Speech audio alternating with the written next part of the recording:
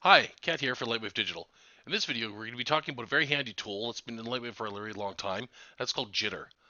To use Jitter, you need obviously some geometry, so let's go and create some. Let's start with a box, and we'll use our numeric panel to kind of define this box. Let's give ourselves something on the y-axis, spread that out a little bit, and we'll give ourselves some radius segments, say 3. And we'll give ourselves 5 segments that way, 5 segments that way, and 5 segments that way. Basically 5 segments on each axis. And we'll give ourselves a little bit of radius. 0.5. There we go. Nice happy box. And we can even this out. We go 5, 5, 5, just so it's nice and square. And of course, if we want to in the numerical panel, we can also center it automatically. Let's hit the Enter key to drop that tool, and let's use Jitter. Under the Modify tab, you will find Jitter, and it will be only active if you either have points, polygons, or edges on, and of course, you need geometry in the layer for it to show up, otherwise it'll be grayed out.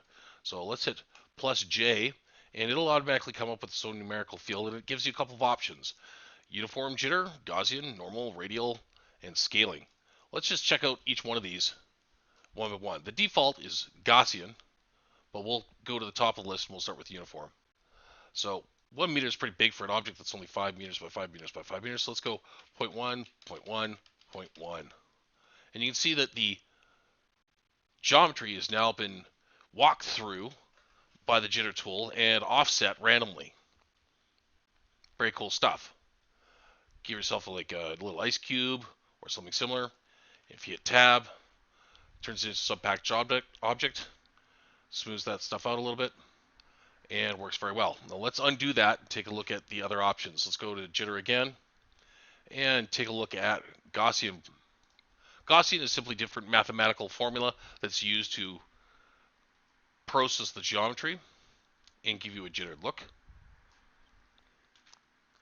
Let's go Jitter again. Let's go to normal.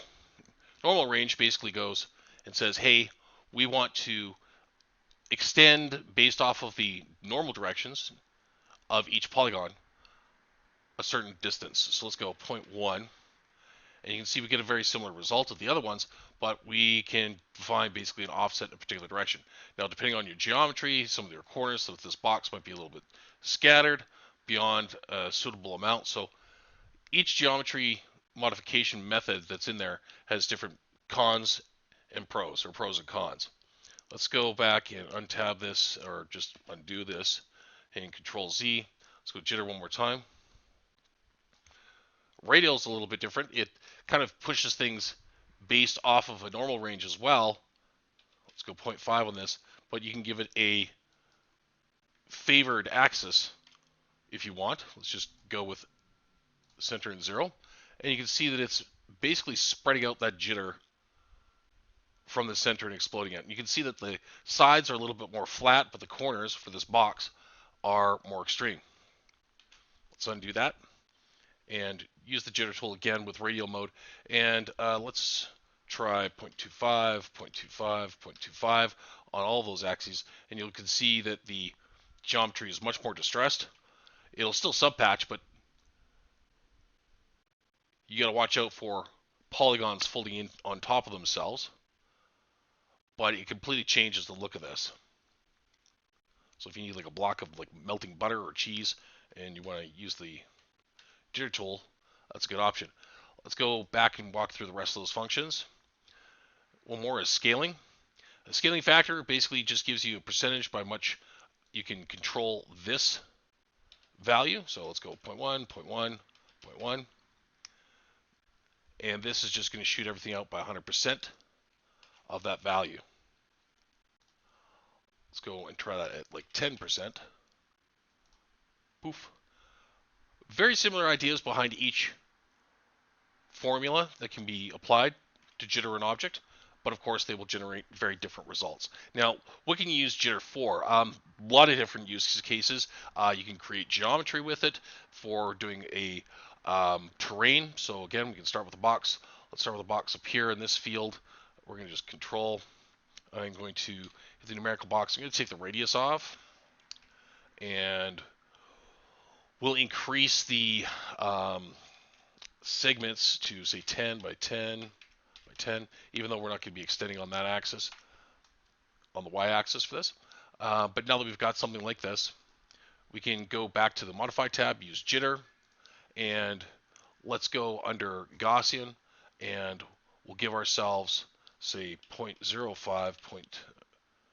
0.15, 0.05, and we'll get some terrain that looks like bumpy ground in the desert, or maybe a moon landscape that you can start from. You take that out into Lightwave layout, apply something like metamorphic to it or an additional displacement map, but you've got something here that already has some displacement to it. So you can very quickly make a very natural looking rolling hills effect, and it doesn't have to be a flat plane. You can make some additional modifications to it before applying the jitter, or even work with things like a ball. So we'll go ball. All right, let's give ourselves a bunch of sides. Let's go like 64, and then segment 64. All right, and we'll switch to tessellation.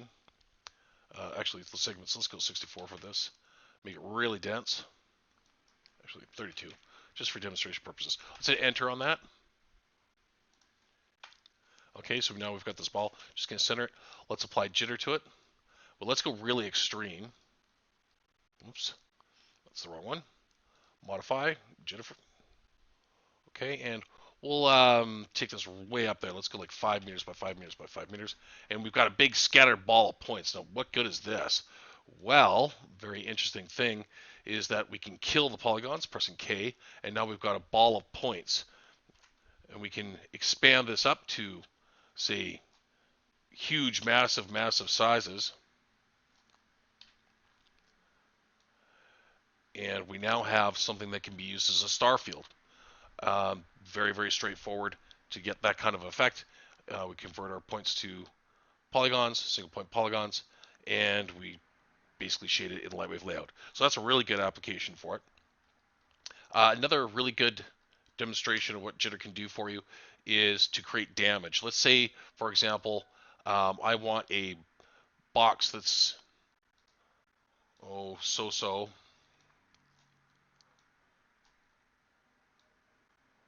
In that size, and I'm going to just select a portion of this box. Okay, and then we can go to the Modify tab, apply some jitter. We won't be so extreme with it. Let's go 0.1, 0.1, 0.1. And because this is way, way, way scaled up, we're not going to see a lot of damage, so we'll scale everything down. Actually, let's Shift H, and you see the scale factor on this is really, really high, so let's just go down to like 10%, 0, 0, 0. Okay, apply. Okay, so now we got something that's a little bit more reasonable. It's still massive. Let's go 0.01%. There we go, 50 meters. Let's say go and do selection again. Scale of the scene, of course, being, or the model that you're working with, being a factor in how you need to set your jitter settings. So let's go 0.15. Actually, let's go 1.5.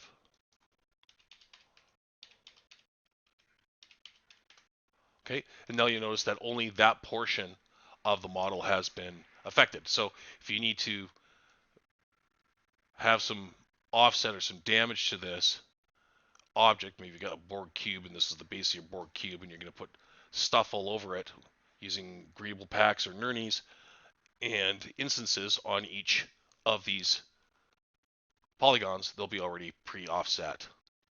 And of course, if you want to do more of that, you can run the tool again and this will create yet another 1.5, and you can see it shift every time I do it. So it's basically an additive effect every time I apply it. So let's go 3 meters, 3 meters, 3 meters. There we go, a little bit better. And we can also take a look at maybe using another tool, which would be Dragnet. And Dragnet is a very, very cool tool. We'll cover this in a little bit more detail, but what I want to do here is basically just add to what I've done with my jitter, and using the right mouse button, I can take a corner in here. Let's go to the perspective view to do this because I want to kind of have it smash in from over here. Kind of aim for a corner, and boom, there you go. We got something that's a little bit randomized, so it looks like it's been beat up or something, and we can push the corner in. So really good, awesome use for this. Oh, well, we've got a cliff face or something. Cool. And we don't need to worry about doing a lot of work to achieve something that looks like this. Could be the corner of Grand Canyon or something, using a couple more tools, a little bit of shaping, and then texture it. So using a tool like this as a base modifier that you can work with your object. You can take this into Lightwave Layout. You can take it into Chronosculpt. You can take it into Lightwave Layout and do modifications with Metamorphic, further displacements.